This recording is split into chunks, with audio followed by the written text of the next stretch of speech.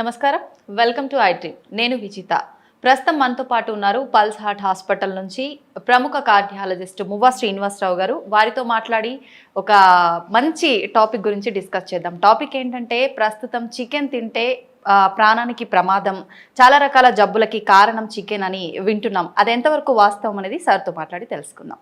నమస్కారం సార్. నమస్కారం అండి. సార్, ప్రజెంట్ డేస్లో చూస్తున్నాం చికెన్ అనేది ప్రాణాంతకమైంది. చికెన్ తినొద్దు, చికెన్ తింటే చాలా రకాల జబ్బులకి కారణం అవుతోంది అని చెప్పి, అది నిజమే అంటారా సార్? దీనిలో చాలా వేరియబుల్స్ ఉంటాయండి. మనం కొన్నటువంటి చికెన్ ఎక్కడి నుంచి తీసుకున్నారు, రెండవది దాన్ని వండి ఎంతసేపు అయింది, సో అంటే దాన్ని వండిన విధానం ఏమిటి, వండిన తర్వాత ఎప్పుడు తింటున్నాం, ఇట్లాంటివన్నీ. ఇన్ఫ్యాక్ట్ మీరు స్విగ్గీ వాళ్ళ డేటా చూసినట్లయితే స్విగ్గీ వాళ్ళు ఏం చెప్పారంటే, స్విగ్గీలో అధికంగా అందరికంటే ఎక్కువగా ఆర్డర్ చేసినటువంటి డిష్ ఏమంటే చికెన్ బిర్యానీ. సో మనం స్విగ్గీలో ఆర్డర్ చేస్తాం. సో వాడు ఆఫ్కోర్స్ మనం మాతో హోటల్ చెప్తాం, బేసిక్లీ వాళ్ళు ఎప్పుడు వండారో మనకు తెలియదు. సో వాడు వండి దీన్ని రీహీట్ చేసి ఇస్తున్నాడో కూడా మనకు తెలియదు.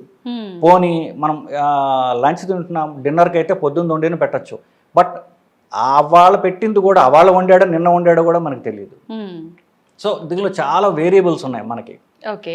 సో ఒకటి ఫస్ట్ ఆ చికెన్ వాడు ఎక్కడి నుంచి తెచ్చుకున్నాడు, వాడు తెచ్చుకున్నటువంటి చికెన్లో ఏమన్నా ప్రాబ్లమ్స్ ఉన్నాయా, వాటి ఇన్ఫెక్షన్స్ ఉన్నాయా, యాంటీబయాటిక్స్ ఉన్నాయా.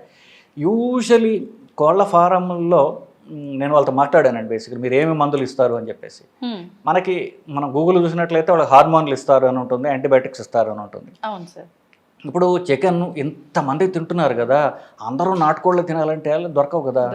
సో ఇప్పుడు ఎలాగైతే ఇప్పుడు మనకి వరి పండడానికి అలాగే చికెన్ ఫార్మ్స్ వచ్చేసాయి బేసికలీ.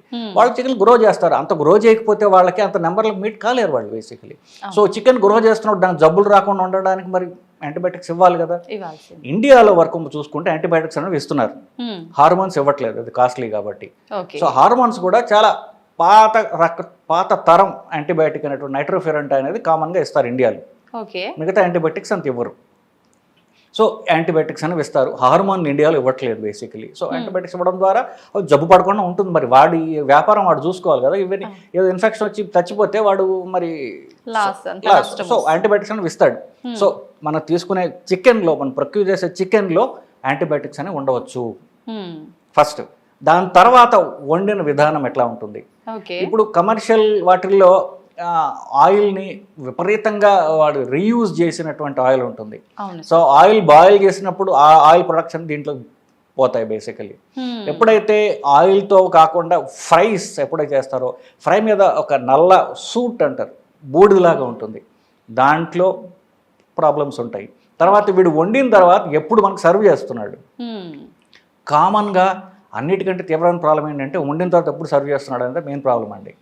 మీరు జస్ట్ గూగుల్లోనే చూడండి, యూట్యూబ్లో చూడండి, హైదరాబాద్లో పలానా రెస్టారెంట్లో చికెన్ పట్టుకున్నారు, అది తర్వాత అదేంటి పాచిపోయినటువంటి వారం రోజులు చికెన్ వాళ్ళు ఐస్ బాక్స్లో పెట్టి ఇప్పుడు తీసిస్తున్నారు. నెల్లూరులో ఒకటి, నెల్లూరులో అయితే ఒక షాపే అద్దెకు తీసుకుని దాంట్లో చికెన్ స్టోర్ చేసేట వాడు నెలల తరబడి కంపు కొడుతుంటే చుట్టుపక్కల అందరూ కంప్లైంట్ చేశారు. తీరా చూస్తే ఇదంతా స్టోర్డ్ మీట్ అది బేసికలీ. సో వీళ్ళు మధ్యస్థులు ఎవరైతే వీళ్ళ హోటల్ సప్లై చేసే వాళ్ళు ఎవరైతే ఉన్నారో వాళ్ళు ఫ్రెష్ చికెన్ ఇవ్వరు. సో అది ఎప్పుడు ఐస్ బాక్సుల్లో పెట్టేసి ఎప్పుడో ఇస్తాడు. ఈ లోపుగా దాని మీద రకరకాలటువంటి ఇవన్నీ చేస్తాయి. సో అది మళ్ళీ వీడు వండుతాడు, వండి 2-3 రోజులు మళ్ళీ హోటల్లో స్టోర్ చేసి తర్వాత మనకి ఇస్తాడు. సో చికెన్లో యాంటీబయాటిక్స్ కంటే కూడా, ఒకవేళ చికెన్లో యాంటీబయాటిక్స్ ఉన్నా మీరు 30-35 మినిట్స్ కనుక చికెన్ని బాయిల్ చేసినట్లయితే, ఫ్రై చేసినట్లయితే యాంటీబయాటిక్స్ డిస్ట్రాయ్ అయిపోతాయి. నియోమైసిన్ అనేటటువంటి యాంటీబయాటిక్ మాత్రమే అది 90 నిమిషాల దాకా ఉంటుంది. కానీ నియోమైసిన్ ఇండియాలో వాడట్లా, చీప్ నైట్రోఫెరంట్ అని మాత్రం వాడతారు. అది కనీసం అరగంట మీరు కనుక బాయిల్ చేసినా ఫ్రై చేసినా దట్స్ గాన్, అయిపోయింది. సో అక్కడి నుంచి చేసే దాంట్లో ప్రాబ్లమ్స్ వస్తున్నాయి మనకి. సో అంటే ఈ హోటల్లో కానివ్వండి, వీటిలో ప్రొలాంగ్డ్ స్టోరేజ్ వల్ల దాని మీద మళ్ళీ రకరకాల ఈ క్రిములు వస్తాయి, బ్యాసిల్లస్ సిరియస్ అని, వీటి వల్ల మనకి ప్రాబ్లమ్స్ వస్తున్నాయి.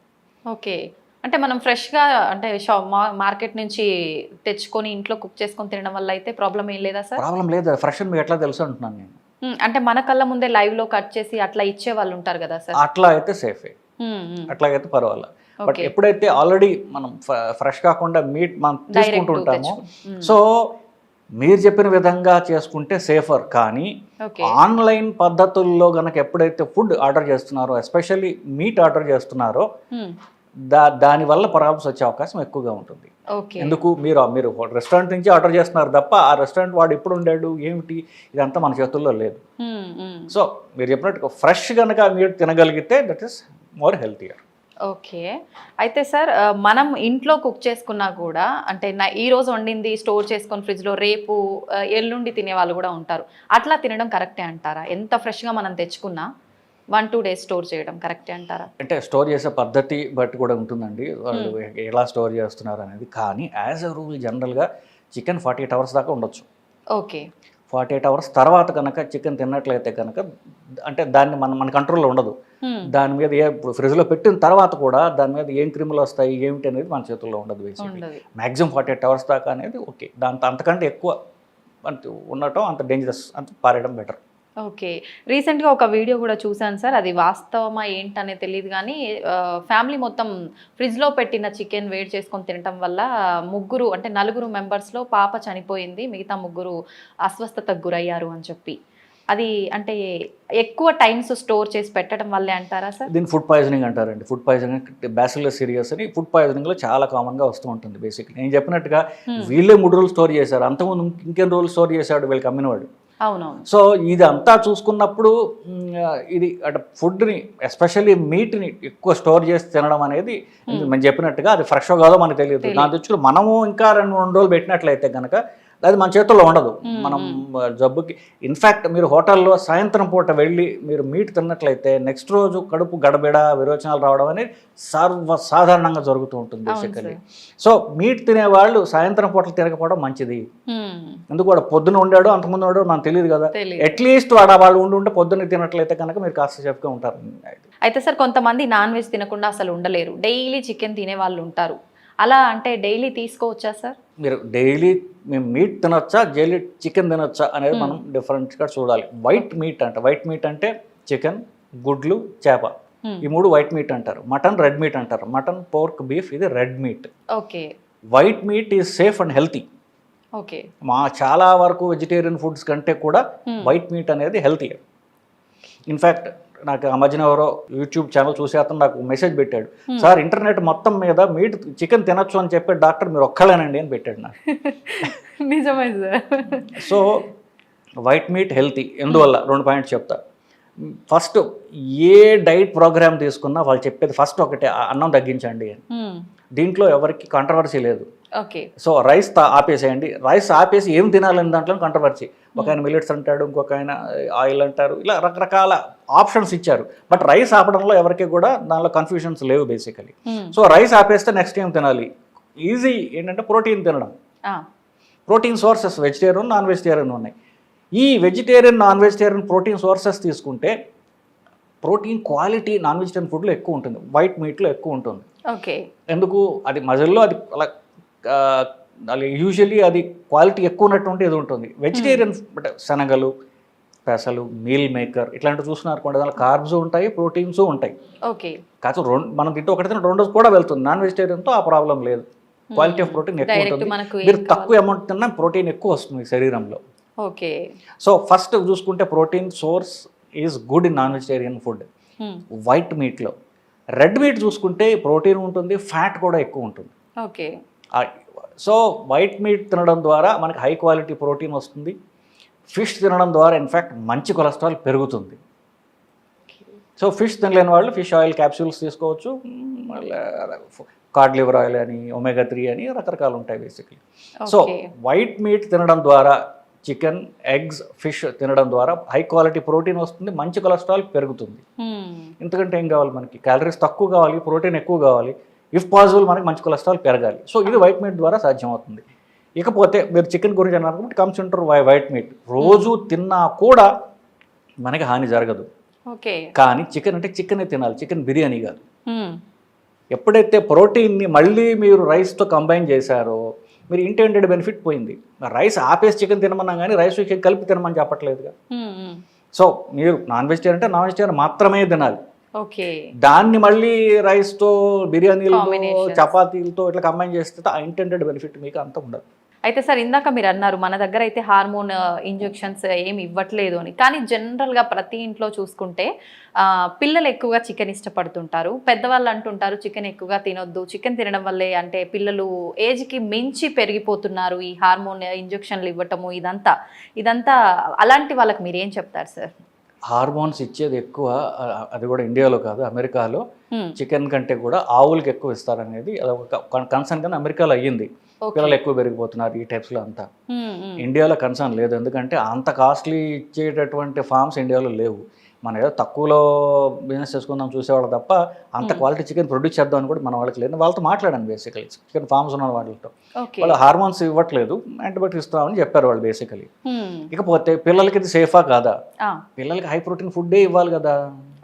వాళ్ళు ఎక్కువ ఎదుగుతున్నారు అనేది ఉండదు, వాళ్ళ జీన్స్ బట్టి ఎంత ఎదగాలి అనేది ప్రతి వాళ్ళకి ఉంటుంది బేసిక్. అంతకంటే ఎదగలేవు, అంతకంటే లావు గారు అంతకంటే పొడుగు కాలేరు వాళ్ళు.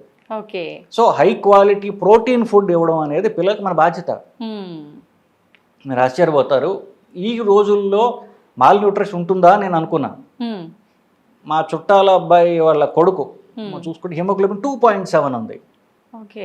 మీరు సీరియస్ ప్రాబ్లం 2.7 హిమోగ్లోబిన్ అంటే ఆడవాళ్ళలో కూడా చూడం. ఆడవాళ్ళ బ్లడ్ లాస్ ఉన్నా కూడా ఇంత దగ్గరికి మేము చూడం. వాడికి రకరకాల పరీక్షలు చేసి అన్ని పరీక్షలు చేయగా చివరికి ఏం తేలింది, ఇది సరిగ్గా తిండి తినకపోవటం వల్ల వచ్చినటువంటి ఎనీమియా అని. నేను చాలా ఆశ్చర్యపోయాను బేసికలీ. ఈ రోజుల్లో మిడిల్ క్లాస్ ఫ్యామిలీస్లో తిండి సరిగ్గా తినక ఎంతంటే అప్పుడు పీడియాట్రిషియన్తో మాట్లాడా, కాదు చాలా కామన్గా చూస్తున్నాం పిల్లల్లో అన్నాడు.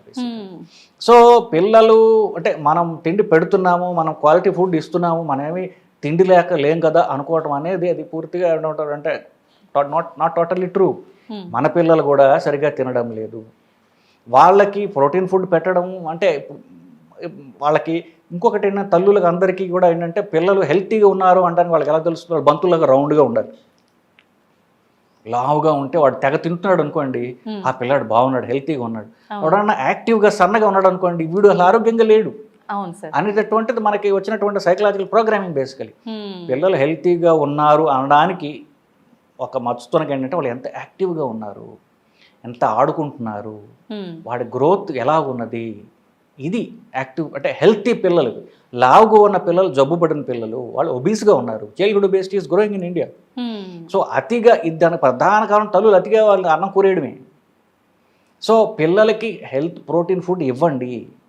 వాళ్ళు మనకంటే పొడుగ్గా అవ్వాలని ఆశించాలి తప్ప అతిగా పెరిగిపోతారు అనుకోవడం అనేది అది కరెక్ట్ కాదు. నిజంగా చికెన్కి సంబంధించి చాలా అపోహలు సరే. ఒక 2 వీక్స్ నుంచి నేను కూడా చూస్తున్నాను. జనరల్గా సండే కదా మీ ఇంట్లో ఏంటి స్పెషల్ అంటే, అయ్యో చికెన్ ఇష్టం అండి మా ఇంట్లో వాళ్ళకి, కానీ ఏదో రోగం వస్తుంది అంటున్నారు కదా అందుకని చెప్పి వండట్లేదు అని. ఈ అపోహలన్నీ క్లియర్ అయిపోయాయి సార్ మీ మాటల ద్వారా. Thank you sir, thank you very much. నమస్కారం.